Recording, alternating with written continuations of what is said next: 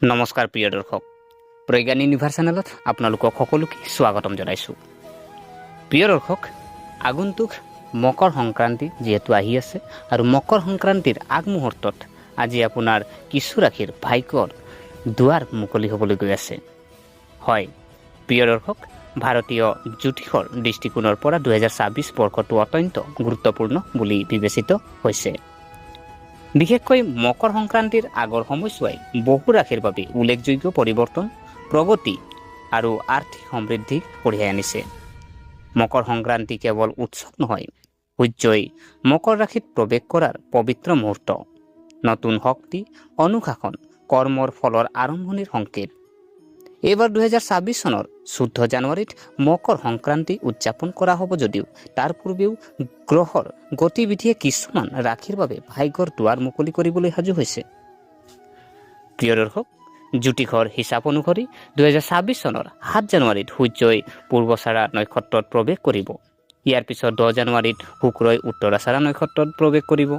11 জানুৱাৰীত সূৰ্য আৰু মংগল দুয়োজনেই একেলগে উত্তৰাচাৰা নক্ষত্ৰত প্ৰৱেশ কৰি এক শক্তিশালী পুনৰ প্ৰৱেশৰ সৃষ্টি কৰিব। এই গ্ৰহবোৰৰ সংযুক্ত শক্তিয়ে তিনিটা ৰাশিৰ জীৱনলৈ ধন সম্পত্তি, সফলতা, সন্মান আৰু স্থিৰতা কঢ়িয়াই আনিব।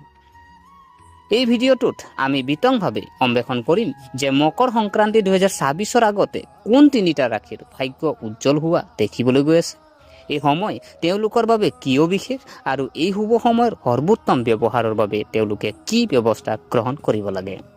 গতিকে পলম নকৰি আহক আমি ভিডিঅ'ৰ মাজলৈ সোমাই যাওঁ।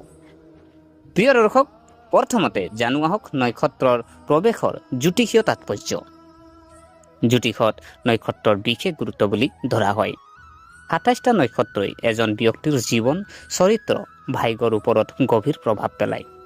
কোনো গ্ৰহই যেতিয়া নিজৰ নক্ষত্ৰ সলনি কৰে তেতিয়া ইয়াৰ প্ৰভাৱ কেৱল ৰাশিতে সীমাবদ্ধ নাথাকে, বৰঞ্চ জীৱনৰ সূক্ষ্ম অঞ্চলত উপনীত হয়। পূৰ্বচাৰা নক্ষত্ৰত জয়, সাহস, লক্ষ্য সাধনৰ নক্ষত্ৰ বুলি গণ্য কৰা হয়। উত্তৰাচাৰা নক্ষত্ৰক সুস্থিৰ সফলতা, দীৰ্ঘম্যাদী কৃতিত্ব আৰু নেতৃত্বৰ সৈতে জড়িত। যেতিয়া সূৰ্য, মংগল, শুক্ৰ আদি শক্তিশালী গ্ৰহবোৰে এই নক্ষত্ৰবোৰ অতিক্ৰম কৰে তেতিয়া সিহঁতৰ প্ৰভাৱ অত্যন্ত ফলপ্ৰসূ হয়। সূৰ্য হৈছে আত্মা, আত্মবিশ্বাস, নেতৃত্ব আৰু চৰকাৰী খণ্ডৰ গ্ৰহ। শক্তি, সাহস, সূৰ্য আৰু পৃথিৱীৰ সৈতে জড়িত গ্ৰহটোৱেই হৈছে মংগল গ্ৰহ। শুক্ৰই ধন সম্পত্তি, সমৃদ্ধি, আৰাম, প্ৰেম আৰু শিল্পক প্ৰতিনিধিত্ব কৰে। এটা নিৰ্দিষ্ট সময়ত এই তিনিটা গ্ৰহৰ নক্ষত্ৰমণ্ডল পৰিৱৰ্তিত হোৱাটোৱে ভাগ্যৰ উল্লেখযোগ্য পৰিৱৰ্তনৰ ইংগিত দিয়ে। এতিয়া জানো আহক ভাগ্যৱান ৰাশি কোন তিনিটা ৰাশি ধন্য হ'ব। প্ৰিয় দৰ্শক, এতিয়া এই তিনিটা ৰাশিৰ বিষয়ে বিতংভাৱে জানো আহক, যাৰ বাবে মকৰ সংক্ৰান্তি 2026 চনৰ আগৰ সময়ছোৱা আশীৰ্বাদ হ'ব। প্ৰথম ৰাশিটো আমি যদি চাওঁ, প্ৰথম ৰাশিটোনো কোনটো ৰাশি? প্ৰথম ৰাশি হৈছে সিংহ ৰাশি। সিংহ ৰাশি যদি চোৱা হয়, নেতৃত্ব, ধন আৰু প্ৰতিপত্তিৰ এক সোণালী যুগ। সূৰ্য সিংহ ৰাশিৰ শাসক। যেতিয়া সূৰ্যই নিজেই শক্তিশালী নক্ষত্ৰমণ্ডলৰ মাজেৰে পাৰ হৈ মংগল আৰু শুক্ৰৰ সমৰ্থন লাভ কৰে তেতিয়া এই সময় সিংহ ৰাশিৰ বাবে অত্যন্ত শুভ হৈ পৰে। এতিয়া জানো আহক যে এনেতে কেৰিয়াৰ আৰু ব্যৱসায়ৰ দিশটো সিংহ ৰাশিৰ বাবে কেনেকৈ হ'ব। এই সময়ে সিংহ ৰাশিৰ বাবে কেৰিয়াৰৰ উল্লেখযোগ্য সফলতাৰ ইংগিত দিয়ে। নিয়োজিত ব্যক্তিয়ে পদোন্নতি, নতুন দায়িত্ব বা দৰমহা বৃদ্ধি পাব পাৰে। ব্যৱসায়ীসকলে নতুন চুক্তি, প্ৰধান যিহেতু ক্লায়েণ্ট আৰু লাভজনক অংশীদাৰিত্ব লাভ কৰিব পাৰে। এই সময় চৰকাৰী খণ্ডৰ সকলৰ বাবেও অনুকূল হ'ব। ধন আৰু বিনিয়োগ যদি চাওঁ, এই সময়ছোৱা আৰ্থিকভাৱে শক্তিশালী হ'ব। পুৰণি বিনিয়োগৰ ফলত লাভ হ'ব। ষ্টক মাৰ্কেট, ৰিয়েল ইষ্টেট বা দীৰ্ঘম্যাদী বিনিয়োগে ভাল লাভ দিব পাৰে। আবদ্ধ হৈ থকা ধন ঘূৰাই পোৱাৰ সম্ভাৱনা আছে। সামাজিক প্ৰতিপত্তি যদি দেখা যায়, এই সময়ছোৱাত সিংহ ৰাশিৰ সামাজিক ভাৱমূৰ্তি শক্তিশালী হ'ব। সন্মান বৃদ্ধি পাব আৰু মানুহে আপোনাৰ নেতৃত্বৰ ক্ষমতাৰ শলাগ ল'ব। এটা ডাঙৰ মঞ্চত স্বীকৃত পোৱাৰ সম্ভাৱনা আছে। স্বাস্থ্য আৰু পাৰিবাৰিক জীৱন যদি চাওঁ, সিংহ ৰাশিৰ ওপৰত ৰাষ্ট্ৰৰ উন্নতি হ'ব, মানসিক চাপ কমি যাব আৰু আত্মবিশ্বাস বাঢ়িব। পৰিয়ালৰ সৈতে সম্পৰ্ক আন্তৰিক হৈ পৰিব। বিবাহৰ বাবে যোগ্যসকলে ভাল প্ৰস্তাৱ লাভ কৰিব পাৰে। আপুনি পাৰিলে প্ৰতিদিনে সূৰ্যক পানী আগবঢ়াব। দেওবাৰে গুড় আৰু ঘেঁহু দান কৰিব। আদিত্য হৃদয় স্তোত্ৰ আবৃত্তি কৰক। প্ৰিয় দৰ্শক, ইয়াৰ পিছৰ ৰাশি যদি চাওঁ, ইয়াৰ পিছৰ ৰাশিটো হ'ল আপোনাৰ ভাগ্যৱান ৰাশি যদি চোৱা হয় ধনু ৰাশি। ধনু ৰাশিৰ যদি চোৱা হয় কঠোৰ পৰিশ্ৰমৰ সম্পূৰ্ণ পুৰস্কাৰ আৰু নতুন সুযোগ। ধনু ৰাশিৰ শাসক হৈছে বৃহস্পতি, যাক জ্ঞান, সৌভাগ্য আৰু সম্প্ৰসাৰণৰ কাৰক হিচাপে গণ্য কৰা হয়।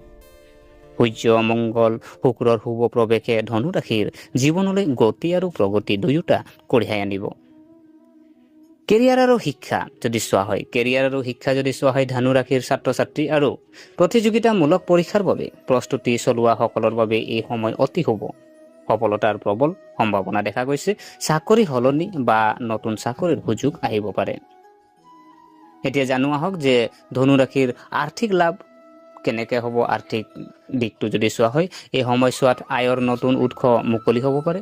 ছাইড ইনকাম, ফ্ৰিলান্সিং বা পৰিয়ালৰ ব্যৱসায়ে সুবিধা আনিব। আপোনাৰ আৰ্থিক অৱস্থা আগৰ তুলনাত অধিক শক্তিশালী হ'ব।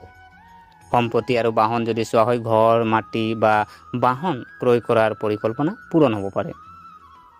দীৰ্ঘম্যাদী সম্পত্তি বিনিয়োগৰ বাবেও এই সময় ভাল বুলি গণ্য কৰা হয়।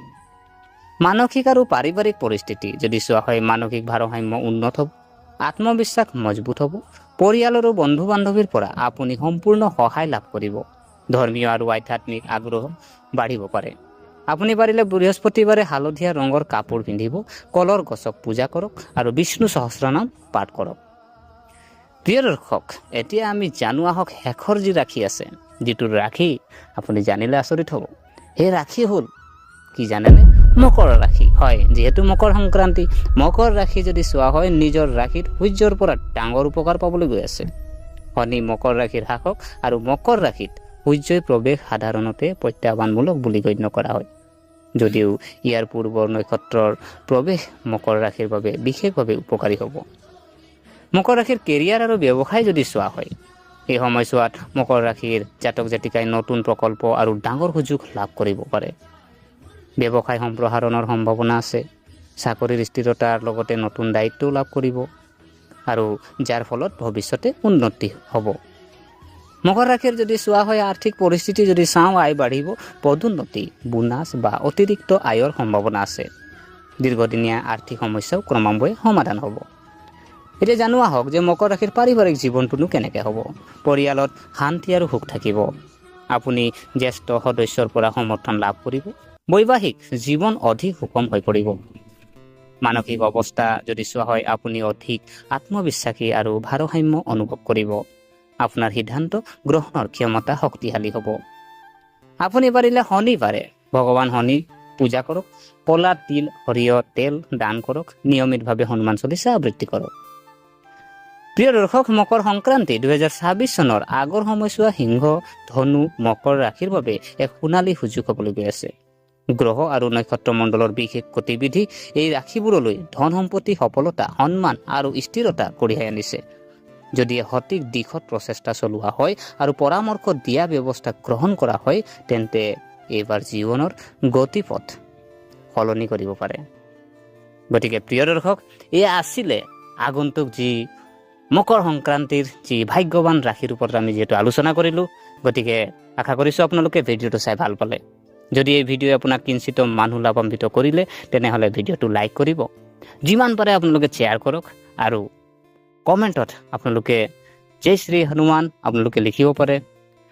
আৰু আমাৰ চেনেলটো যদিহে আপোনালোকে ছাবস্ক্ৰাইব কৰা নাই, অনুগ্ৰহ কৰি ছাবস্ক্ৰাইব কৰি আমাক উৎসাহিত কৰিব বুলি আশা থাকিলে পুনৰ লগ পোৱাৰ প্ৰতিশ্ৰুতিৰে আজিলৈ আমি বিদায় মাগিলোঁ। ধন্যবাদ।